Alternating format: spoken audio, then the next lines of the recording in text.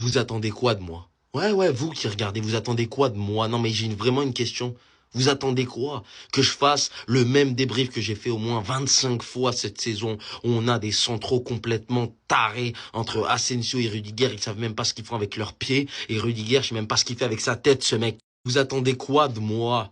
Que je dise qu'on a encore une fois eu des milieux de terrain inexistants, des attaquants incompétents. Pour la dernière de Modric, oui, ça fait mal. Ancelotti n'était pas le seul terroriste dans cette équipe. Il y en a deux autres et il faut vivement qu'ils se barrent de mon club. Surtout ce type-là. Ce type. Trouvez-moi un Vinicius clownesque, un Mbappé inexistant, un Gonzalo Garcia, je peux pas lui en vouloir, évidemment. Des milieux de terrain, mais c'est le néant, en fait, dans cette équipe. C'est le néant. C'est le néant, les gars. Il n'y a rien à tirer, rien à gratter. Alors, heureusement, moi, mon point de vue, c'est que c'est l'aboutissement de la saison dernière. Elle est enfin finie, cette saison. Elle a été longue pour moi et pour vous, je pense. Mais pitié, je ne veux plus jamais revoir ça. Parce que s'il y a bien un truc dont je suis sûr, c'est que c'est le pire Real Madrid que j'ai vu. Alors bravo Paris Saint-Germain. Et voilà, encore une équipe qu'ils auront tapé. Hein. Je voulais que je vous dise. Au moins, on n'est pas les seuls, c'est déjà ça.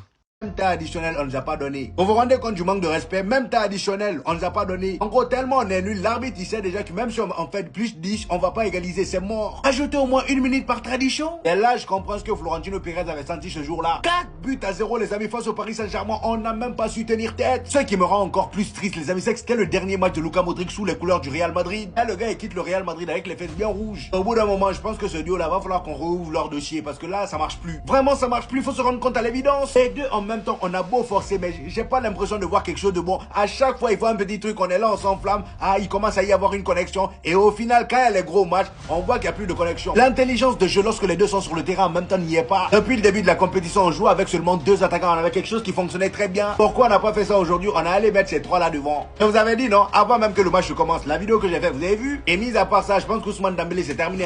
Les histoires de Lamine Yamal ballon d'or là, c'est bon. On arrête tout. Ousmane Dembélé, c'est le ballon d'or unique de cette saison. Voilà, il n'y a plus personne devant lui. Vous allez peut-être me parler d'Hakimi, oui, à la limite, mais mis à part lui, là, il n'y a personne pour moi. Désolé, Lamine Yamal, il a fait une grosse saison, mais là, pour moi, il est sorti du discours. Si le Paris Saint-Germain remporte en plus cette compétition-là, c'est du sans faute. Qu'est-ce que vous voulez d'autre? Regardez-moi cette image s'il vous plaît. Comment vous voulez que le Paris Saint-Germain ne s'amuse pas? La disposition du Real Madrid sur le terrain aujourd'hui me fait peur. Là on a la défense, le milieu est juste à côté et regardez-moi l'attaque s'il vous plaît. Ils sont tous en train de marcher, il n'y a personne qui fait les efforts. Et pendant ce temps, on a Rudiger qui se fait presser. Il y a 5 joueurs du Real Madrid qui se font presser par 5 joueurs du Paris Saint-Germain. Et au lieu de courir pour venir aider, non, ils sont là à marcher. L'envie n'y est pas. C'est normal qu'on se fasse choquer quand en face on a des Ousmane Dembélé qui sont là devant nous dans la surface. Le pressing il est intense, tout le monde fait les efforts et même quand ils perdent le ballon, faut voir comment ils partent récupérer ça. Comme on le dit toujours, le collectif ressortira toujours gagnant face à l'individualité. Et c'est exactement ce dans quoi on est aujourd'hui. T'as Kylian Mbappé, Jude Bellingham et Vinicius qui jouent chacun pour soi, personne ne se calcule. Pendant qu'en face, on a une équipe du Paris Saint-Germain avec 0 faille. Franchement, là, je vois aucun défaut. Je vous mets au défi de me trouver une faille dans cette équipe du Paris Saint-Germain. Il n'y en a pas. Notre milieu est complètement dominé. Fabien Ruiz, le gars, il est partout. En deuxième mi-temps, même, c'est pire. Malgré qu'on perd, on est là. C'est encore le Paris Saint-Germain qui a le ballon. Rien qu'à voir la possession. Voilà, presque 80% de possession pour le Paris Saint-Germain. On joue pas. La seule bonne nouvelle du jour, c'est qu'on a beaucoup de retours de blessures. Franchement, là, je suis déçu. Je m'attendais tellement à mieux. Là, dans l'équipe, à part Thibaut Courtois, il n'y avait aucun qui était au rendez-vous. De toute façon, dès que la compo est sortie, je savais qu'on allait se faire trouer. Déjà, le fait de rejouer à 3 attaquants alors qu'on sait pertinemment que ça marche pas, voilà, là, c'est le résultat. Ils sont tout simplement monstrueux. En fait, je viens de capter un truc cette saison. À chaque fois que le Paris Saint-Germain affronte un grand d'Europe, face à eux, ça devient des petites Sergi. Hein? Ça devient des petites sarcelles. Avant de parler de la masterclass du Paris Saint-Germain, parlons de la défense madrilène. Mais j'ai pas vu un niveau aussi cataclysmique depuis que j'ai vu Gournay-Pantin en District 4. Asensio qui ouvre le bal, il croit il est tout seul. Il croit il est à l'entraînement. Mais tu sais pas qu'il y a Dembélé, le presseur fou. Il récupère le ballon. Et évidemment, Fabien Ruiz qui est là pour marquer. Deuxième erreur de Rudiger, une relance dégueulasse. Dégueulasse, dégoûtante. Il a fait une passe, il a paniqué. Encore une fois, qui est au pressing? Ousmane Dembélé. En fait, c'est une dinguerie. Il est tellement déterminé quand il va chercher son porteur de balle qu'ils paniquent tous, en fait. Ils ont été tellement efficaces. Encore une fois, une démonstration collective, défensive. Ils ont muselé Mbappé. Mais non, pas tout seul. Hakimi, Joao Neves. Et c'est quand c'était pas lui. Il y avait Beraldo, il y avait Marquinhos. Encore une fois, il y avait Vinicius. Non, je sais pas. Peut-être que c'est son fantôme qui errait, les gars. Le Vinicius version, il joue contre nous. Il est là en ce moment. Je ne sais pas ce qui lui arrive. Mais il n'arrivait pas à mettre un pas, un pied devant l'autre. Jude Bellingham, il est censé créer le jeu, créer des occasions. Arda Güler, pareil, hein. Je les mets tous dans le même sac. Ils n'ont pas existé. Dominés de la tête et des épaules par un rouleau compresseur. Sans Courtois, dites-vous, ils auraient pu en encaisser 5, 6, 7. Et on n'aurait rien dit. Et sans mettre un but, ils n'ont eu aucune occasion franche. C'est du jamais vu, du délire. Et le match de Fabian Ruiz, c'est peut-être l'un des milieux les plus sous-cotés, doublés, des efforts. Il récupère des ballons, il l'oriente. Quand Luis Enrique a dit que c'était le joueur le plus important de son collectif, fallait le croire. Et Ousmane, ballon d'or. Voilà. Et Hakimi, top 3 minimum.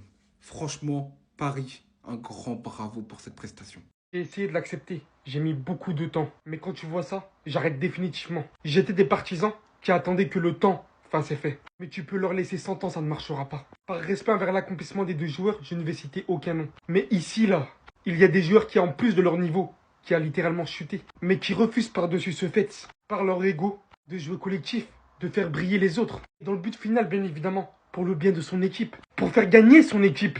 Mais vous voyez, j'ai plutôt l'impression que l'équipe, c'est plus trop le centre d'intérêt de certains joueurs. Que beaucoup de choses là ont changé en une saison. Je suis véritablement déçu de beaucoup de joueurs, mais surtout principalement des joueurs qui sont considérés comme les franchisés. La gloire, le prestige, tout cela, uniquement personnellement, vous ne l'atteignez pas. Tout cela vient en gagnant des trophées. Les trophées, ça se gagne collectivement. J'ai trop la haine, je vous dis la vérité. Et cela ne m'étonnerait même pas qu'on voit même Vinicius partir bientôt, au vu du fait qu'il fait que de repousser les demandes de prolongation du Real Madrid actuellement. J'ai trop la haine. On dirait qu'ils ont tout simplement oublié leur objectif principal, qui est de gagner en équipe. Je pense que même si Steven Spielberg devait écrire la pire saison possible pour Kylian Mbappé, même lui n'aurait pas pensé à un tel scénario. Kylian Mbappé qui quitte le PSG, à ce moment-là considéré comme un éternel loser en Ligue des Champions, en disant à plusieurs reprises, si j'avais lié mon avenir à la Ligue des Champions, je serais parti du PSG depuis très longtemps. Pour aller au Real Madrid, qui marche sur l'Europe depuis quelques années à ce moment-là, se retrouve à faire une saison blanche au Real Madrid, pendant que le Paris Saint-Germain va glaner sa première Ligue des Champions de son histoire, sans Kylian Mbappé. Quelques semaines après, la Coupe du Monde des clubs, demi-finale, Paris Saint-Germain, Real Madrid. Peut-être une petite vengeance pour l'ego de Kylian Mbappé? Non, 4-0. Aujourd'hui, t'es Kylian Mbappé, tu peux pas te sentir bien. Tu peux pas te sentir bien. Et vous savez les gars, je déteste m'en prendre aux joueurs. J'adore Kylian Mbappé, il a déjà fait énormément de choses dans sa carrière. Mais c'est malheureusement le karma. Il a trop parlé. À un moment donné, il en a oublié le foot pour se concentrer sur les déclarations. Ce qui pour moi a été sa plus grosse erreur. Il a parlé depuis beaucoup de temps. Il avait dit je partirai jamais libre du PSG. Il est parti libre du PSG, ça a fait des histoires, ça a terni son image. Il a commencé à un peu trop parler dans les médias en se prenant pour un énorme joueur, un des plus grands. Ensuite, il a souvent, voilà, par parcimonie, envoyé des petites piques au PSG, à ses entraîneurs, et ça l'a desservi. Kylian, t'es un génie du foot. Concentre-toi sur le terrain, ne te concentre pas sur le reste.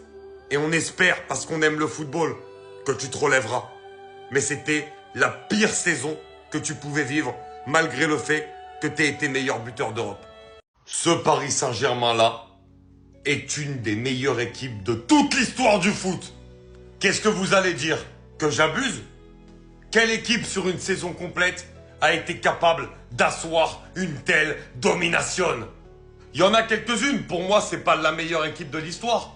Mais si on doit faire un top 10, oui, elle est très largement dedans et elle n'est pas 10e. 4-0 face au Real Madrid en demi-finale de la Coupe du Monde des clubs. Si ce n'est pas stratosphérique, je ne sais pas c'est quoi alors. Cette année, à part le FC Barcelone, ce qui aurait d'ailleurs été le plus beau match, ils ont marché sur toutes les plus grosses équipes européennes. Et avec un sentiment de puissance et de domination où on sentait jamais l'équipe en face capable de faire quelque chose. Cette équipe, elle est tout simplement extraordinaire à voir. Et là, c'est maintenant, c'est le moment présent. Mais dans 10, 15 ans, oui, bien sûr, bien évidemment, on se rappellera de ce Paris Saint-Germain-là et de la puissance qu'il a imposée sur un terrain de football. Oui, il faut kiffer. Oui, il faut le dire. Il faut en parler. C'est tout simplement extraordinaire. Après tout ce que le PSG a vécu, profitons.